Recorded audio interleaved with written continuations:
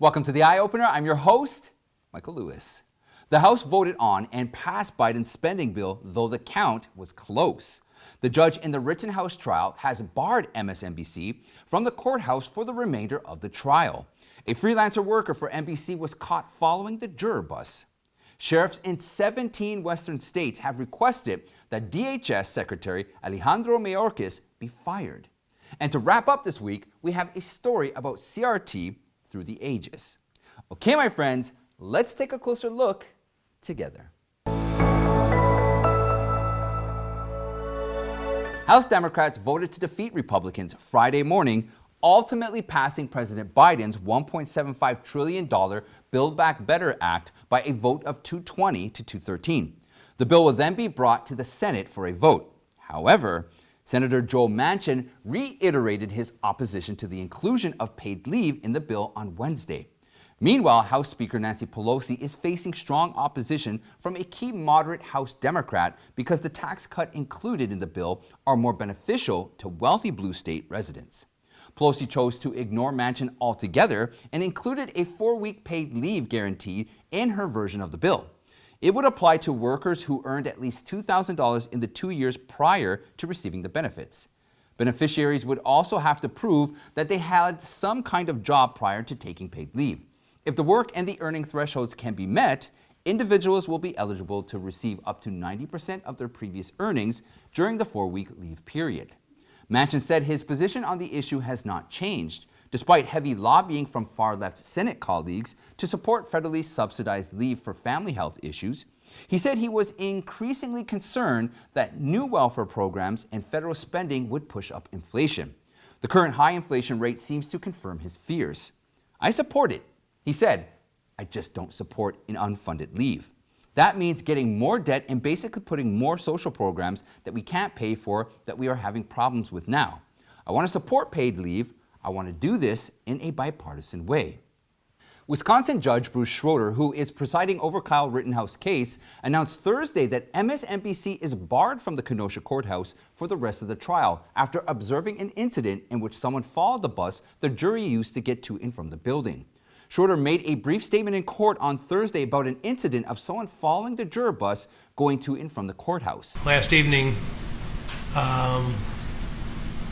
a person who identified himself as James G. Morrison and who claimed that he was a producer with NBC News, under the supervision of someone named Irene Bayan in New York, for MSNBC. The police, when they stopped him because he was following at a distance of about a block and went through a red light, pulled him over and inquired of him what was going on, and he gave that information and stated that he had been instructed by Ms. Bayan in New York to follow the jury bus. Schroeder said that this is a very serious issue, and while we don't know the truth of how or why this happened, it definitely doesn't take much to think that someone was following the jury bus and will be referred to the appropriate authorities for further action. The Kenosha Police Department confirmed in a tweet Thursday that an individual allegedly affiliated with a national media outlet was briefly detained last night and issued several traffic-related tickets. The individual is suspected of trying to take pictures of jurors. This incident is being investigated further, and there was no breach of security regarding the jury, and no further information is available. MSNBC has been issuing false and distorted reports on this case, and this time it has gone too far. House Minority Leader Kevin McCarthy warned Thursday that Democrats will pay the price for their retaliation if Republicans regain control of Congress. Democrats were upset that Representative Paul Gosar shared an animated video on Twitter that showed a character resembling him fighting a figure depicting Representative Alexandria Ocasio-Cortez. AOC called the video an incitement to violence. The Democrat-controlled House voted Wednesday to censure Gosar and oust him from his House committee post. Representative Liz Cheney and Adam Kinzinger were the only Republican members to vote with the Democrats. In February, House Democrats and 11 Republicans also stripped Marjorie Taylor Greene of her committee seat because of comments she made before taking office. McCarthy said that if he wins next year's midterm elections, he will reinstate Gosar and Greene in the next Congress to the committees they were previously on.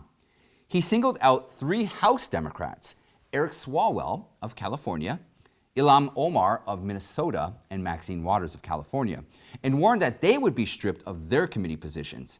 McCarthy told reporters, "This isn't about threats, but it's about holding people accountable." All 3 Democrats mentioned by McCarthy have been the target of Republican anger in recent years. Omar has drawn fire for anti-Semitic comments on Twitter, such as the one in 2019 when she posted that the alliance between the U.S. and Israel was all about the principle. This year, she tweeted again that the U.S., Israel, Hamas, and the Taliban had all committed unthinkable atrocities. This drew a rebuke from a group of Jewish House Democrats, whom Omar later criticized as not being partners in justice. Swalwell, a former presidential candidate and member of the House Intelligence Committee, is under scrutiny for his inappropriate relationship with a suspected Chinese spy, Fang Fang, who U.S. intelligence officials say was sent to approach up-and-coming politicians in an attempt to infiltrate the political system. Despite Republicans calling for Swalwell to step down or be removed from the Intelligence Committee, he has remained in place while denying any wrongdoing. Waters, chairman of the House of Financial Services Committee, became the target of Republican condemnation earlier this year when she gave a protest speech at the trial of former Minnesota police officer Derek Chauvin for the killing of George Floyd. Waters said at the time that if Chauvin was acquitted, we got to stay on the street and we got to get more active. We got to get more confrontational. We got to make sure that they know that we mean business. Which one is more serious? The threat posed to the United States by Eric Swalwell's adultery of a female communist spy on the one hand, or the threat posed to Alexandria Ocasio-Cortez by Paul Gosar, who drew a satirical cartoon? What is the Democrats' standard of punishment? The Western States Sheriff's Association, which represents 17 Western states, issued a statement of no confidence in Homeland Security Secretary Alejandro Mayorkas. They said that Mayorkas' team has turned the southern border into an invisible line in the sand. They called on President Biden to fire Mayorkas and find a new DHS secretary who will work with them to rebuild respect for the border and immigration law. In the sheriff's position paper signed by the association's president, Sheriff Leo Dutton of Lewis and Clark County, Montana, and Executive Director James F. Pond, they note the influx of people and drugs coming across the border in recent months. The drugs and illegals wind up deep in the interior of the United States, bringing the effects of the border crisis directly into their communities. Most have come with the permission and often with the help of smugglers that control the areas leading to the border and charge mafia fees for using their routes.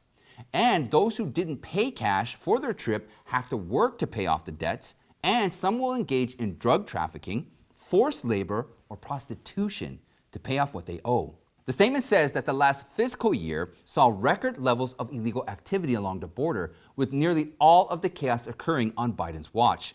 In August, the Border Patrol made 200,000 arrests, and while that has eased, the nearly 160,000 figure for October is still the worst October on record. Since his appointment, we have seen his policies enacted, and our personal and political ideologies that continue to dismantle the security of our country and the enforcement efforts of the hardworking federal officers assigned to an extremely difficult task, the association said. In testimony to senators on Capitol Hill this week, Mayorkas gave himself a A+ for effort, saying he was 100% committed to his job and was immensely proud of such a poor performance, and insisted that the border was under control, at least in terms of how humane the current policy was. He took responsibility for the policies enacted and was proud to be part of the Biden team.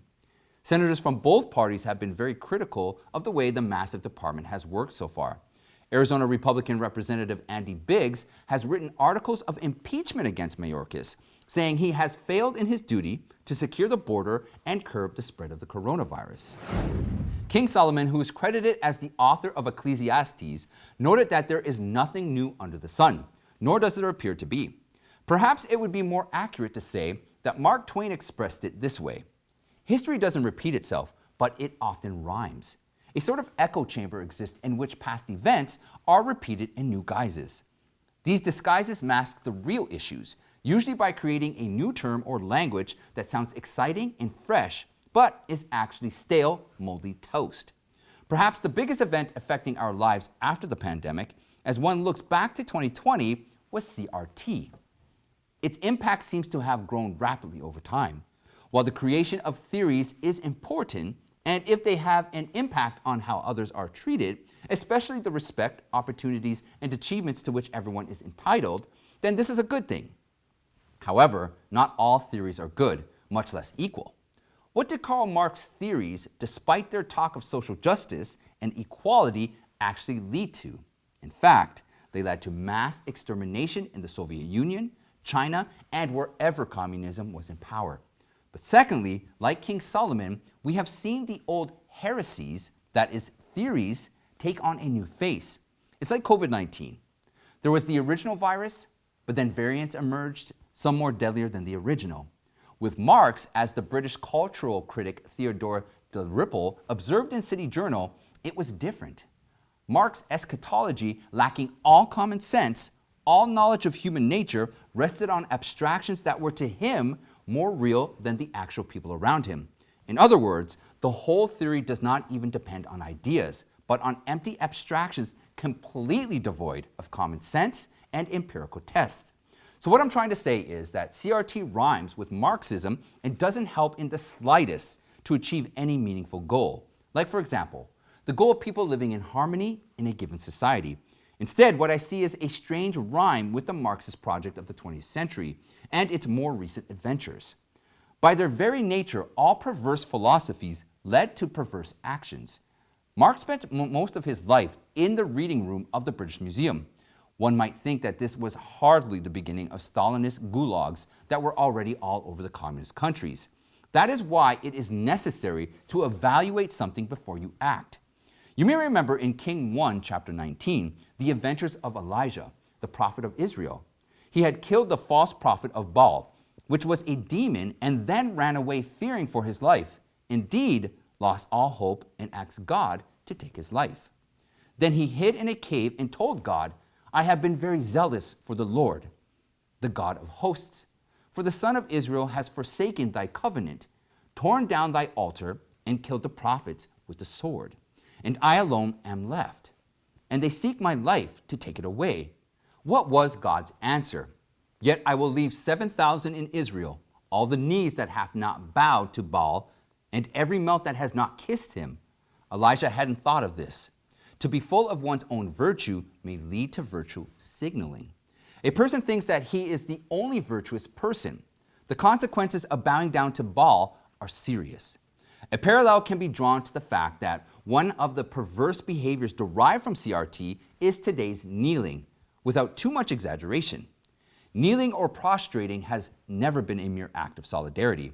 It has always been primarily a sign of worship or an act of reverence for an emperor or king. Former British Foreign Secretary Dominic Raab commented in a radio interview in June 2020 that the gestures of kneeling feels to me like a symbol of subjugation and subordination, rather than one of liberation and emancipation. Taking a knee is essentially a denial of your freedom. This is where we return to the need for real teaching in history, mythology, theology, and literature to begin the process of inoculating young people against simplistic ideas or ideals dressed up with fancy titles like CRT. If we turn CRT to Western culture, then we can say that for the last 70 years or so, the West has been worshiping its own golden calf, that is, mammon, or money, or material wealth. This worship has also limited rather than enabled freedom, as in the case with all false gods.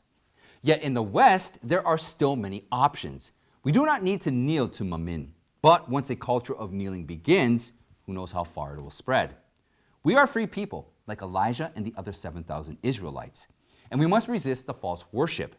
A great leader said that you know them by their fruits, and we can easily see the fruits of CRT. And that's it for today, my friends. Check out the playlist right here for more eye-opening content. You can join me in the Eye Opener Telegram chat room and follow me on YouMaker, Gab, Parler, and Getter. And don't forget, please sign up to the email list so that we can stay in touch. I'd like to thank you all, and I'll see you next time.